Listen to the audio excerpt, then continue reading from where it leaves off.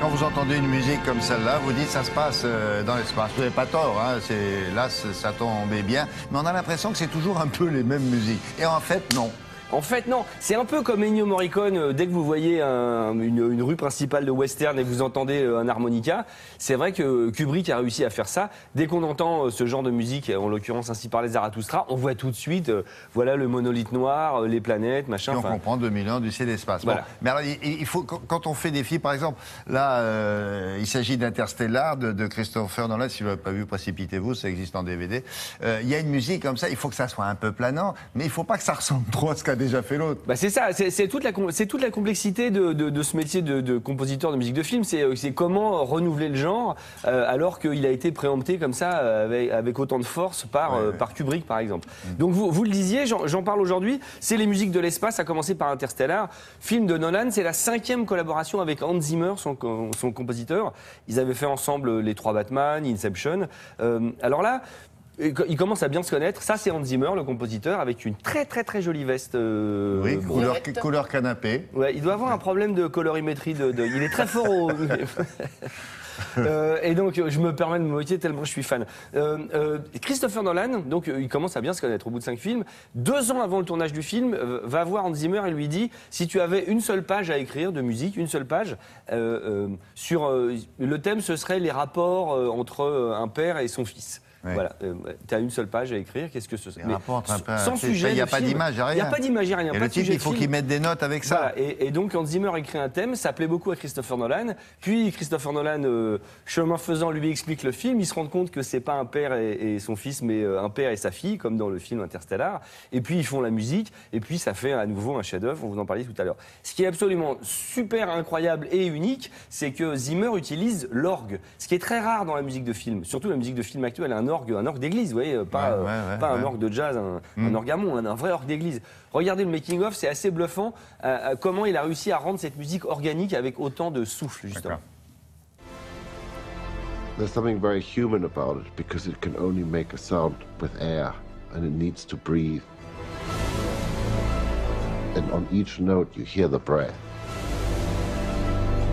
You hear the exhale. You feel a human presence in every sound.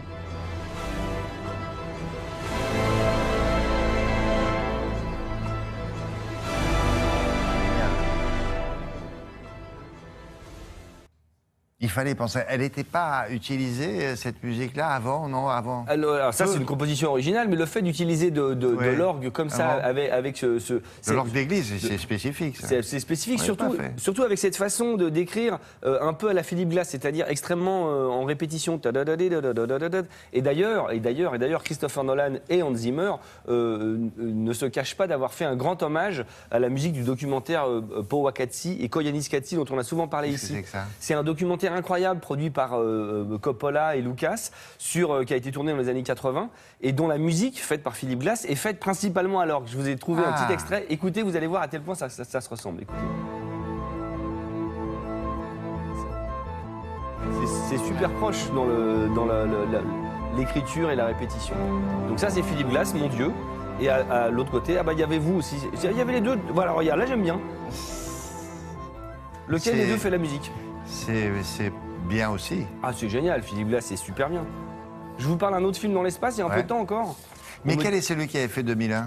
2001, alors 2001 c'est Strauss, c'était de la musique existante, mais il faut savoir que... Il n'y avait pas une adaptation, il n'y a pas quelque chose qui avait été rajouté? Non? Alors il y a un compositeur qui s'appelle Alex North qui a écrit toute une musique pour 2001 et de tout ce qu'il a écrit, il n'y a que 40 secondes qui a été utilisé parce que Kubrick a remplacé les musiques au fur et à mesure en disant non c'est bien ce que tu as fait mais on va plutôt mettre Ligeti, on va plutôt mettre Strauss, on va plutôt mettre le Beau Danube bleu. Je savais qu'il y avait une petite chouillette.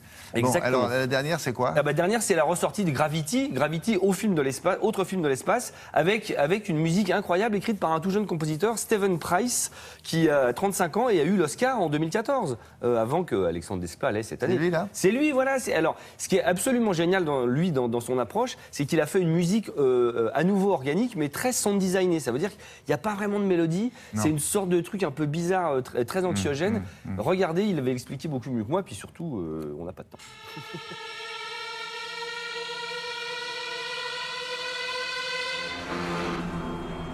And then as we move around, there's various sounds within the music which which is following that movement.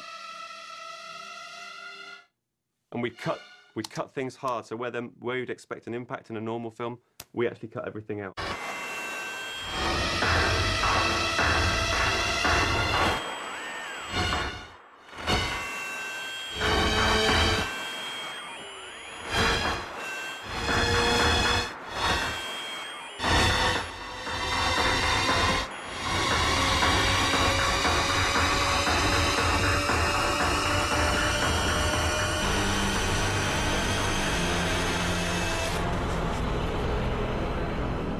Je crois que la bonne idée, c'est d'avoir interrompu la musique en plein milieu de l'image. Ça, Ouais. on connaissait pas, on n'avait jamais vu ça. Au moment où il y a un impact. Ouais, Et boum. ce qui est génial, c'est que le son qu'on entend, on a l'impression que c'est fait avec des trucs électroniques et tout. Non, c'est fait avec un orchestre qui oui, a ensuite c'est ça. retravaillé. C'est C'est ça, les la gars qui font surprise. ça sur l'archérie. On croit qu'il a fait ça avec c'est un Ouais, marteau et 3 clous. Ouais. Non, c'est qu'il y a vraiment des gens qui jouent derrière.